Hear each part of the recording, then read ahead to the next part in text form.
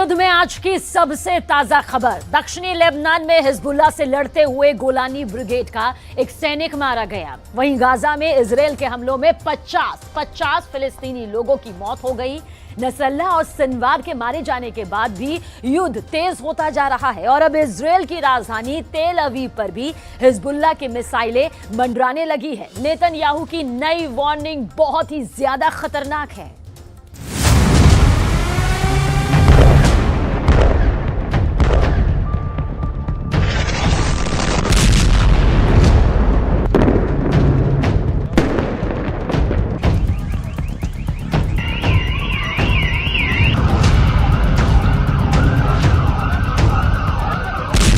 तेल अवीव में क्या हुआ? ऐसा वीडियो तो दुनिया ने कभी नहीं देखा। तेल अवीव में इस आग ने क्या नेतन्याहू का युद्ध वाला जुनून जलाना शुरू कर दिया है? इस आग में इजराइल को झकझोरने वाली ऐसी लपटें हैं जिसके करीब जाने से भी कोई झुलस जाएगा।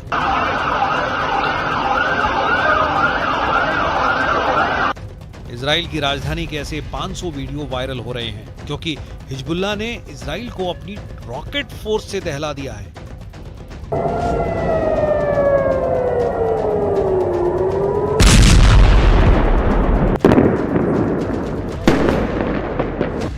नवंबर की शाम को हिजबुल्लाह ने इजराइल पर 100 से ज्यादा रॉकेट दागे।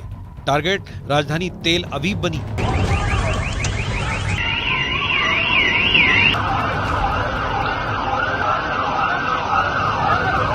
इस हमले में एक महिला की मौत हुई जबकि 56 लोग घायल हुए। इजराइल का दावा है कि बहुत से रॉकेट्स को एयर डिफेंस सिस्टम ने रोक लिया था, लेकिन ऐसे भी कई रॉकेट्स थे जिनको इजराइल का एयर डिफेंस सिस्टम रोकने में नाकाम रहा।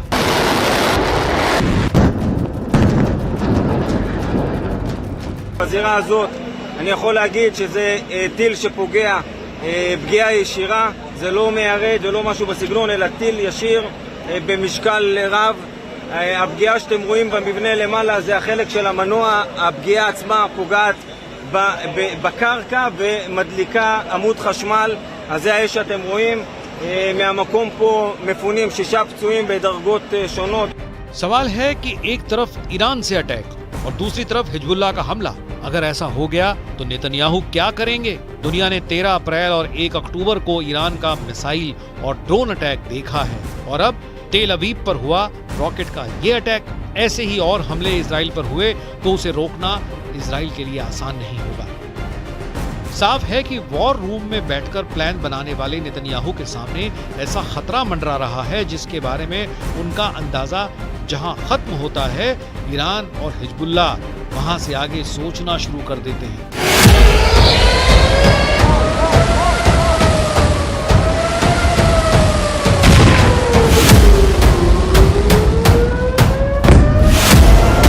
तेल अवीव पर हुआ हमला बता रहा है कि इजराइल पर होने वाला अगला बड़ा अटैक बहुत बड़े खतरे को समेटे हुए है।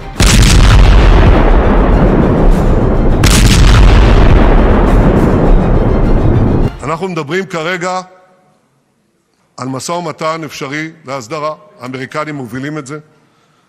אני אומר, זה מתבצע רק תחת אש. הוא מתבצע עם הרבה מאוד אש. नेतन्याहू के सामने हिजबुल्लाह के 1.5 लाख रॉकेट हैं और दूसरी तरफ है ईरान की 2 लाख मिसाइलें। नेतन्याहू इन दोनों से एक साथ कैसे लड़ेंगे? यानी जब हिजबुल्लाह और ईरान का डबल अटैक होगा तो इतने बड़े हमले को इजराइल कैसे काउंटर कर पाएगा?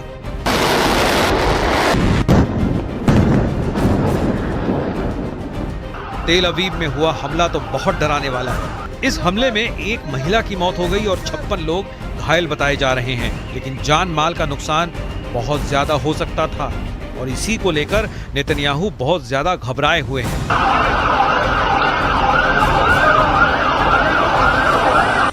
बेरूत को सैकड़ों धमाकों से दहलाने वाले इजराइल की राजधानी पर ऐसा हमला होगा, ये किसी को उम्मीद नहीं थी। नेतन्याहू बेचैन हैं कि अब इजराइल को कैसे बचाएंगे, क्योंकि जितनी तबाही इजराइल ने बेरूत में मचाई है, इससे 10 गुना गुस्सा अब हिजबुल्लाह दिखा रहा है। नेतन्याहू के सामने अब बड़ा चैलेंज है। चाहे हिजबुल्लाह हो या फिर ईरान, दोनों के हमले रोकने में इजराइल पूरी तरह कामयाब नहीं हो पा रहा है। जमीन पर धमाकों से ये साबित होता है कि अत्याधुनिक एयर डिफेंस सिस्टम यानी आयरन डोम कनस्तर साबित हो रहा है। As you can see behind me, a short while ago, projectile impact landed right here in the city of Bnei Brak, a residential area with lots of civilians around us. We're talking about multiple impact sites. Right now, as we know, there are 4 injured in various conditions.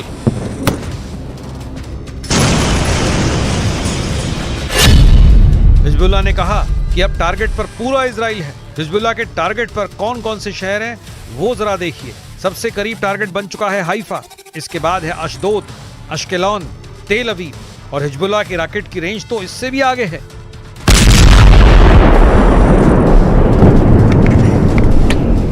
इस वक्त Israel के सामने बड़ा संकट ये है कि उसकी एयर डिफेंस मिसाइल खत्म हो रही हैं। 7 अक्टूबर 2023 के बाद से इजराइल गाजा से फायर किए जा रहे रॉकेट रोक रोक कर थक चुका है।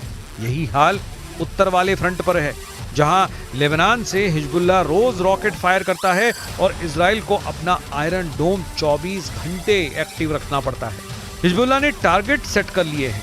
हिजबुल्लाह के 10,000 रॉकेट वाली सुनामी किसी भी वक्त लॉन्च की जा सकती है। 10,000 रॉकेट को 10 मिनट में दागने का प्लान है। 10,000 रॉकेट से इजराइल के 10 मिलिट्री बेस को तबाह करने की तैयारी है।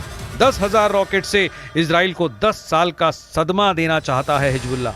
וגם אני רוצה שוב להביע את הערכתי הרבה לארצות הברית ולהגיד שבשיחות שלי עם הנשיא הנבחר דונלד טראמפ, אני חייב להגיד, לא דיברנו על דרכי הפעולה, לא דיברנו כרגע על מדיניות, יש זמן, ייכנס הנשיא, אבל אני יכול להגיד שאנחנו רואים עין בעין את האיום האיראני. लेबनान और इजराइल के बीच ताजा हमलों के बाद युद्ध पक्का माना जा रहा है, क्योंकि हिजबुल्लाह के टारगेट पर अब इजराइल के ऐसे ऐसे मिलिट्री बेस हैं जिसकी नेतन्याहू को उम्मीद भी नहीं थी। अब देखिए, हिजबुल्लाह का रॉकेट गोदाम जो हमास के मुकाबले 10 गुना ज्यादा पावरफुल बताया जाता है। हिजबुल्लाह के कत्यूशा रॉकेट की रेंज 25 किलोमीटर तक है। ये सिर्फ 10 सेकंड में टारगेट हिट करता है। इसके आगे हिजबुल्लाह के पास है फज्र 3 नाम का रॉकेट, रेंज है 45 किलोमीटर और टारगेट पर 35 सेकंड में पहुंच जाता है। हिजबुल्लाह के पास है फज्र 5 रॉकेट, इसकी रेंज है 75 किलोमीटर और टारगेट पर 50 सेकंड में फटता है। हिजबुल्लाह के पास है खैबर रॉकेट, इसकी रेंज है 100 किलोमीटर, टारगेट पर 75 सेकंड में फट जाता है। हिजबुल्लाह के पास है ज़ेलजाल 2 रॉकेट, जिसकी रेंज 200 किलोमीटर बताई जाती है। इसमें 600 किलो विस्फोटक फिट किया जा सकता है और ये 120 सेकंड में यानी लगभग 2 मिनट में टारगेट पर पहुंच जाता है।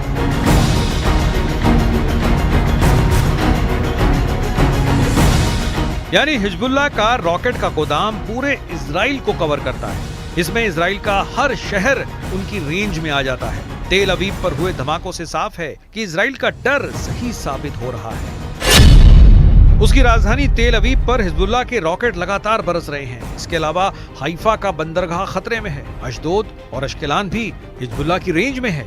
बीरशेबा शहर को भी हिजबुल्लाह अपने रॉकेट रेंज में कवर करता है।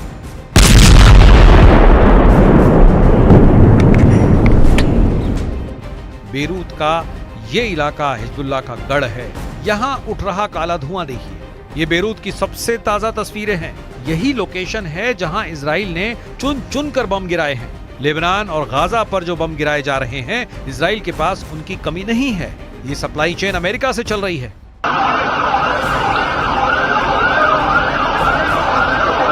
नेतन्याहू की टेंशन सबसे ज्यादा एयर डिफेंस मिसाइल की है, क्योंकि ईरान और हिजबुल्लाह के एक साथ हमला करने पर इजराइल मुश्किल में पड़ जाएगा। अब तक जो खतरा उत्तरी इजराइल में ज्यादा था, वो अब तेल अवीव तक महसूस किया जा रहा है। हिजबुल्लाह के छोटी दूरी के रॉकेट के बाद अब उसकी बैलिस्टिक मिसाइल कहर मचा रही है। पहले इजराइल उत्तरी गोलान, दक्षिणी गोलान, ऊपरी गलील, निचली गलील, मध्य गलील, बीट शियोन घाटी जैसे शहरों को बचा रहा था जो उत्तरी इजराइल में है। लेकिन अब मुसीबत इजराइल की राजधानी तेल अवीव पर टूट रही है और ये तस्वीरें तो पूरे इजराइल में कोहराम मचा रही हैं। इजराइल ने हिजबुल्लाह के रॉकेट हमले को देखते हुए बहुत सी पाबंदियां लगा दी हैं। नेतन्याहू जानते हैं कि जिन जिन इलाकों में इजराइल के मिलिट्री बेस हैं, वो अब हिजबुल्लाह के निशाने पर हैं। אני יכול להגיד לכם שמי שהיה בסביבה זה הרסיסים שיכולים להרוג בקלות בן אדם, ולכן צריך לשמוע על ההנחיות של פיקוד העורף ובאזעקה לא לצאת החוצה. תודה. हिजबुल्लाह बता रहा है कि इजराइल के इंच इंच इलाके को वो कवर करता है और नेतन्याहू की सेना के हर ठिकाने की तफसील उसके पास है, जिन्हें वो किसी भी वक्त तबाह कर सकता है। ये आग बता रही है कि हिजबुल्लाह ने जो वार्निंग दी थी वो वाकई बहुत खतरनाक है। इस आग को देखकर नेतन्याहू को मोसाद समेत इजरायली सेना के हर कमांडर की मीटिंग बुलानी पड़ी है। इससे पहले हिजबुल्लाह के ड्रोन से इजराइल के हाइफा का पोर्ट रिकॉर्ड किया गया था। तब उस वीडियो में इजरायली हथियारों की कंपनी रफाइल का कॉम्प्लेक्स भी फिल्माया गया था।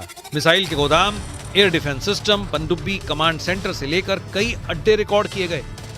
उत्तरी इजराइल को तो हिजबुल्लाह ने अपनी रेंज में लिया ही हुआ है, अब उसने दक्षिणी इजराइल की तरफ से भी अपनी मिसाइल तान दी है।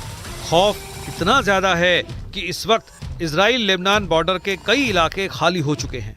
लेबनान में बॉर्डर के आसपास 60 किलोमीटर के दायरे में 1 लाख की आबादी अपना घर छोड़कर जा चुकी है, लेकिन लेबनान में इजराइल का ऑपरेशन चारों तरफ चल रहा है। बेका की घाटी में इजराइल के विमान बम गिरा रहे हैं। दक्षिण बेरूत में धमाकों का खौफ, वहां की सड़कों का हाल, हर तस्वीर लगातार दुनिया तक पहुंच रही है।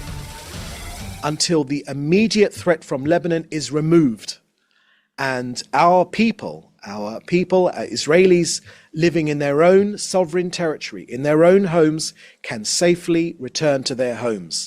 That's when the conflict will end in our north, not a moment before. Israel और हिजबुल्लाह का युद्ध अब गाजा पर बमबारी जैसा खतरनाक होता जा रहा है। 1 साल बाद भी इजराइल पर रॉकेटबाजी और लेबनान पर बॉम्बिंग से हालात ऐसे हैं कि शायद कोई दिन गुजरता हो जब दोनों में से एक पक्ष हमला नहीं करता।